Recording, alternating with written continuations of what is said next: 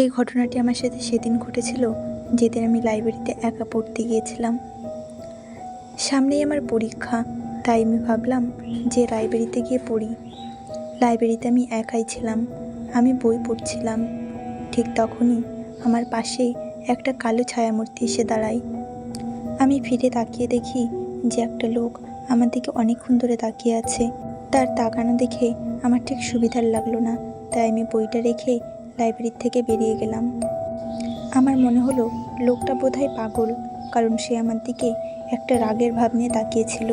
আমি এইসব ভাবতে ভাবতেই আসছিলাম, ঠিক তখনই পেছনের দিকে তাকিয়ে দেখি সেই লোকটাই আমার পেছনে দাঁড়িয়ে আছে। তার চোখে মুখে সেই একই রকম রাগের প্রকাশ। আমি একটু ভয়ই পেয়ে গেলাম, তাই আমি ওখান থেকে দৌড়ে পালালাম। কিন্তু দেখি লোকটাও আমার পেছন পেছন দৌড়ে আসছে। তখনই আমি আরও বেশি ভয় পেয়ে গেলাম। আমি খুব জোরে দৌড়াতে থাকলাম। সামনে দেখি দুটি মহিলা পুলিশ।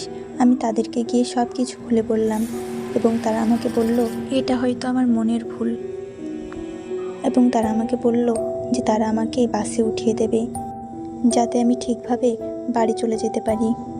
সেই লোকটার পেছনে আসছিল না, আর তারা আমাকে বাসের ঠিক সামনেই পৌঁছে দিল। আমি তাদের অনেক ধন্যবাদ জানালাম। তারপরে প্রায় 2 দিন কেটে গেছে। আমি বাড়িতে বসে বসে টিভি দেখছিলাম। ঠিক তখনই টিভিতে দেখলাম সেই লোকটা একটা সিরিয়াল কিলার। তাকে পুলিশে গ্রেপ্তার করেছে। সে লোকজনেদের এমনি এমনি খুন করে বেড়ায়।